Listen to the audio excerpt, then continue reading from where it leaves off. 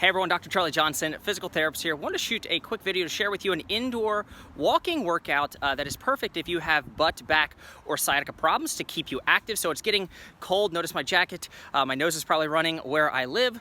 And this is a simple way you can stay active without having to go outside. So stay tuned. I'm going to walk through, again, a simple indoor walking workout. I'm going to show you exactly how I would walk one of my clients through it using an application you probably have on your phone, or maybe you have one sitting around your house, especially if you play a musical instrument that will keep you active even if you can't go outdoors. So if you can't tolerate walking, also stay tuned because I'm going to show you some ways that you can modify this walking workout to get active and build your way back into activity again. Before I show you exactly what this indoor walking workout looks like, just realize that I like walking for a few reasons. Number one, it's a really non-threatening way for many people, especially the way I'm going to show it to you now, to just get the nervous system moving. So the whole idea when you're dealing with any type of back, butt, or sciatica problem is that your alarm system is sensitive. Often we become fearful of movement. So we want to turn down that fear, turn down the intensity on that alarm system, your pain, such that we can optimize the environment for healing. So it helps with that.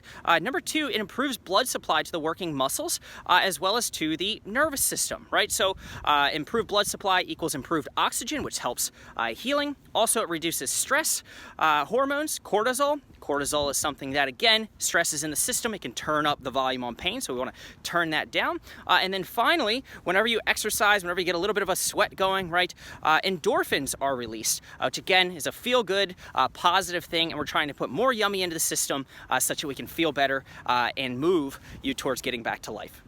Okay, so the first step to this indoor walking routine or workout is that I need you to start thinking scientifically about the way that you're approaching solving this problem. So a super simple first step that I want you to take to kind of measure the tempo as well as the timing of what you're doing is to download a metronome app. So you can probably see a sample of it here. You can download on a tablet, any phone, maybe again, if you're musically inclined, play piano, you'll have one of those do. Maybe you listen to a grandfather clock and you can speed it up somehow. I don't really care. At the end of the day, just realize that you can see here 100. So 100 beats per minute is essentially the cadence, which would be a brisk walk for most people. Now, you can adjust it up and down. And again, it'll vary depending on the app, but you can change it. So around 140 is when people start to run. So imagine your feet impacting the ground at every moment that makes a sound, right? That would be pretty quick. But 100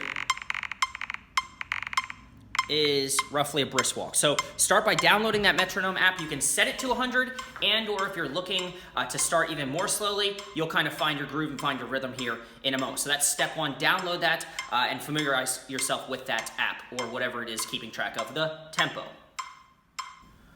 Okay, so the second step, once you have that tempo running in the background, right? Should be beating your head, okay?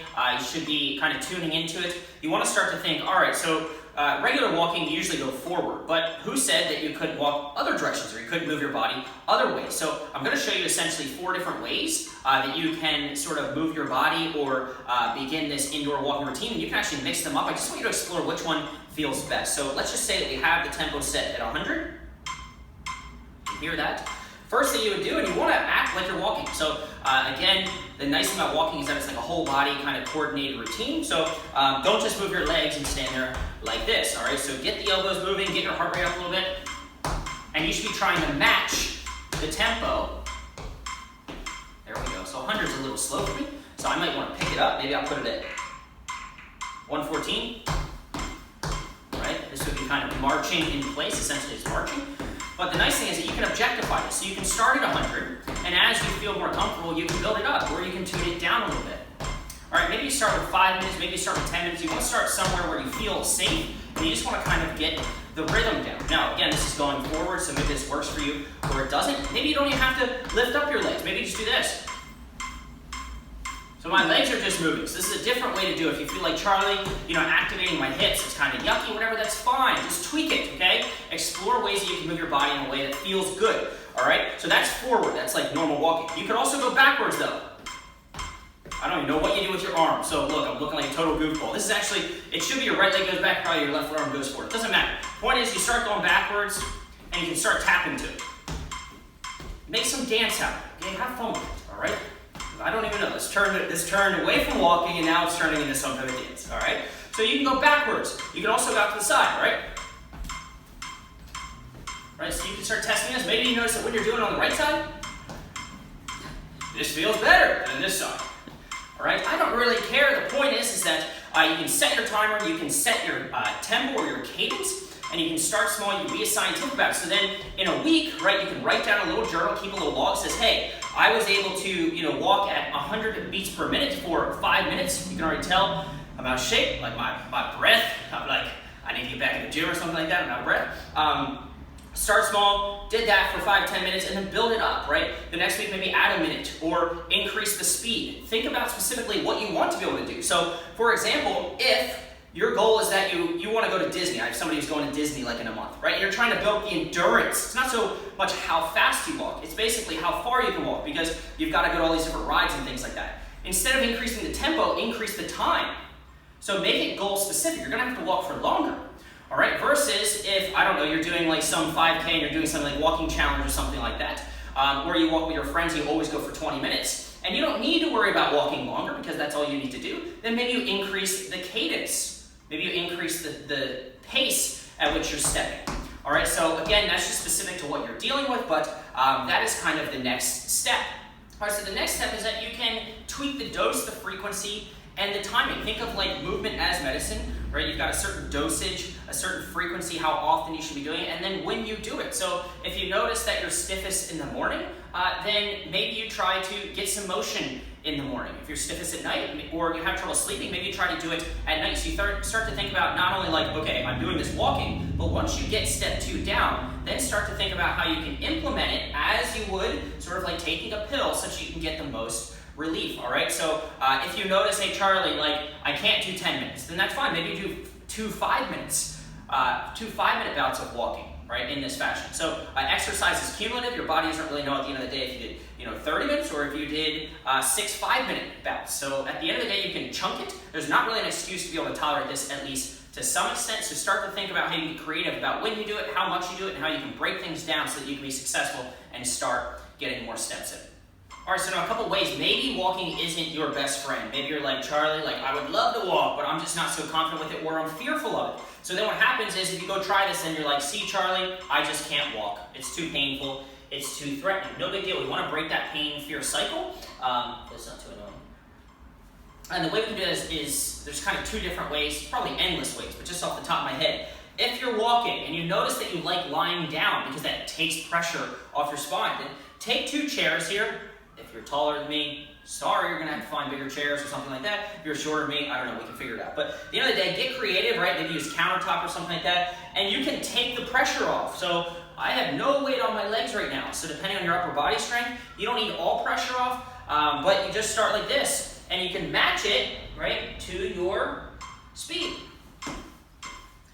And I'm basically de-weighted. It's as if I'm walking in water, right? And there's not a lot of pressure over here, or through my legs, weight through my legs. So just something you can use to kind of do a little bit of kind of traction or decompression as you're walking. And maybe you do that for 30 seconds, and then you go walking for a little bit. If you notice some symptoms come on, then you can do it again. So use this as one technique. The other technique would be to simply, again, countertop. Be careful of the chair. I'm going to show you because it's right here. But you could just lean forward a little bit, right? If you don't want to lift up. And maybe you can't get the arms into the picture because that's obviously your pain because they're holding you up. But you might be able to do something like this in different directions, all right? So think about, again, if you like leaning over the shopping cart and maybe pitching your body forward is somewhat helpful, then there's no reason that you can't use that in the time being while you're healing to get more active. So you might be able to lean forward a little bit if that feels better than walking perfectly upright. But the whole concept is, regardless of if this one works or that leaning forward technique works, you've just got to start to get creative. And instead of saying, I can't do that thing, start to think outside the box about how you can do it. So I'll shut this thing off. Hopefully that's helpful. And then the final thing is, if stuff's fun, it'll get done. So don't make this a chore. Try to enjoy it. So, again, feel your groove. You can make it look dance-like, right? So go ahead, drop the beat. Bones, bones, bones, bones, bones, don't.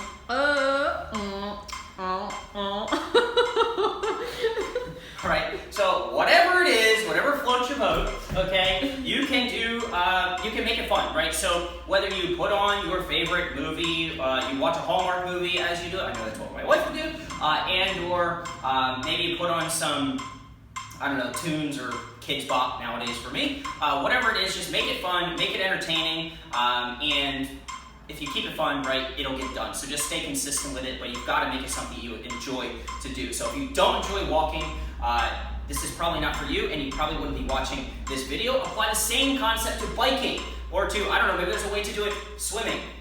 Underwater headphones, I don't know, or whatever it may be, just get creative, rowing, something like that, and get active. There you have it. So this is exactly how I would instruct my clients to begin an indoor walking workout using a metronome app to control the tempo and the timing and the progression of what they're doing. So I'm very scientific and methodical about the way I go solving these types of problems. This way we're not confused and we know what's working and we can measure it. So there's this old quote that says you can't manage what you don't measure. So we want to be measurable and we want to be scientific about it. So start measuring the tempo, the timing, right? And slowly, week over week, increase this as per your tolerance. So hopefully this was helpful. Go ahead and comment below. Give me a like if you like it, or if you found it useful, and let me know, like, were you able to tolerate it? Were you able to tweak it? Were you able to find comfort doing it? I'd love to hear your feedback. So until next time, thanks everyone. Bones, bones, bones, bones, bones, bones, bones, bones, bones, bones.